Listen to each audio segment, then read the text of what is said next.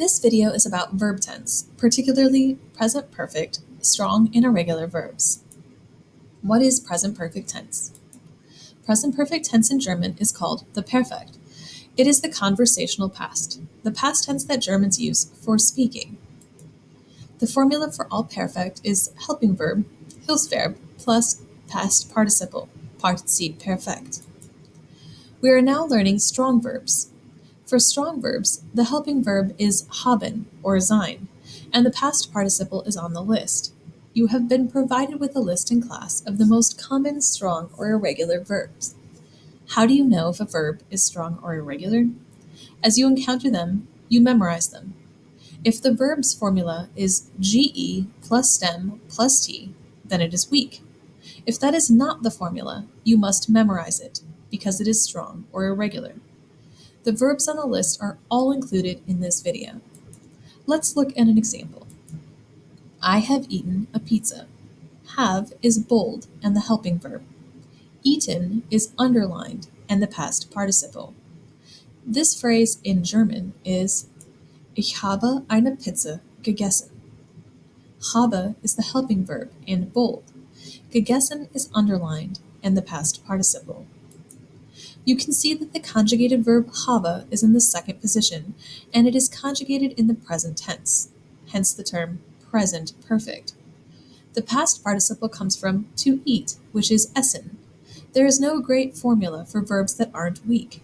Some have stem vowel changes. Some have stem changes that involve more than vowels. And some have T endings, while others have EN endings. If you see similarities, maybe group those together to memorize them better. But you must memorize them. The past participle is still always located at the end of the sentence. Conjugated helping verbs go in the second position in a German sentence. We have already conjugated haben previously. Ich habe, du hast, sie es hat, wir haben, ihr habt, sie und sie haben. When you learned present tense, you also conjugated sein.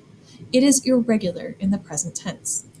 Ich bin, du bist, sie es ist, wir sind, ihr seid, sie und sie sind. Either of these verbs can be the helping verb. On the list, if the verb is written with ist, that means that the helping verb is sein and not haben. If you look up a verb in the dictionary, it will be written the same way it is written on the list, showing whether the helping verb is haben or sein. For example, if you looked up denken, you would see gedacht in the dictionary for the past participle. If you looked up gehen, you would see ist gegangen as the past participle, but ist is not the past participle. It is simply listed as a red flag to show that the helping verb is sein. The past participle is only gegangen. Past participles always stay the same. The only thing that changes with each subject is the conjugation of the helping verbs sein or haben. Let's look at the list below. We have the definition of the infinitive verb and the infinitive verb listed. We also have the definition of the past participle. If this is your first time going through this video, you might want to watch the video. If this is your second time, you might want to pause the video and see if you can guess the past participles of these verbs. That way it is a good practice activity. So, if you'd like to pause the video now. Otherwise, the past participles for these verbs are for bekommen, bekommen, for bringen, gebracht, denken, gedacht, einladen, eingeladen, essen, gegessen, finden, gefunden, geben, gegeben, gefallen, gefallen, haben, gehabt, helfen, geholfen, kennen, gekannt. More strong irregular past participles are listed below. Again, we have the definition, the infinitive, the blank past participles, and the definition of the past participles. You can pause the video now to practice on your own, or we'll go through them together.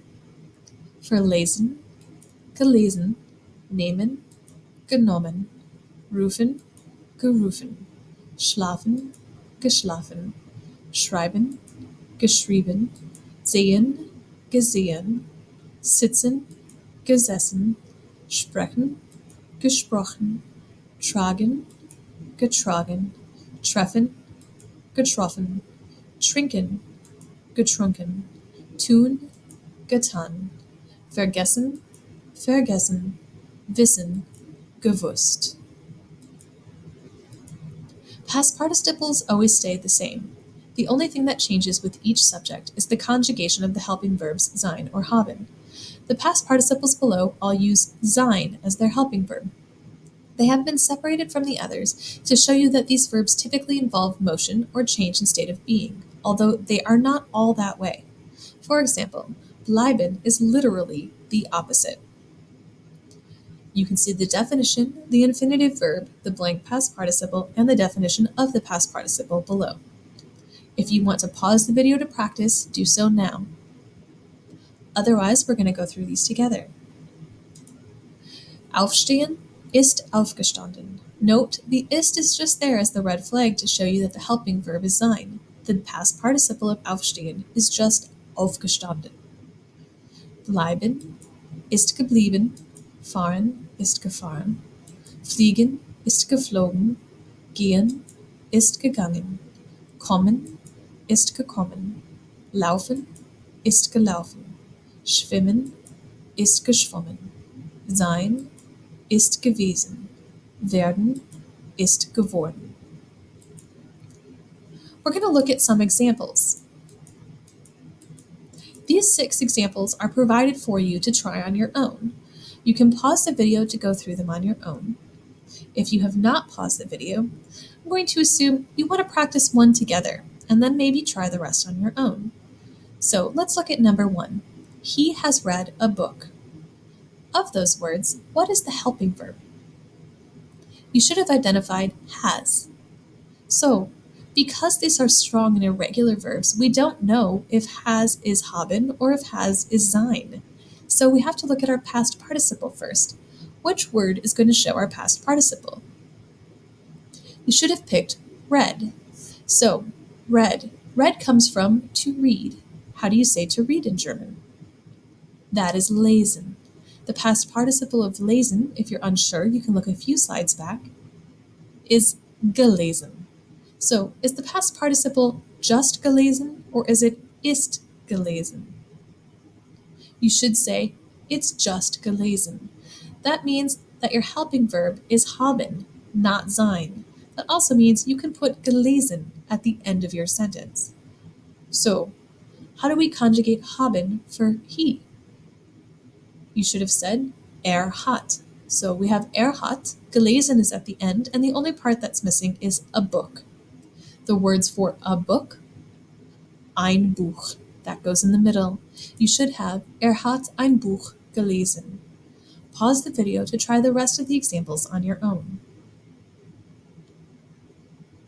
You should have Wir haben einen Brief geschrieben. Ich bin nach Kansas City gefahren. Du hast das gedacht. Die Studenten sind mit dem Flugzeug geflogen. Claudia ist eine Lehrerin geworden. Remember, this is for speaking in German, whereas the present perfect is used for writing in English.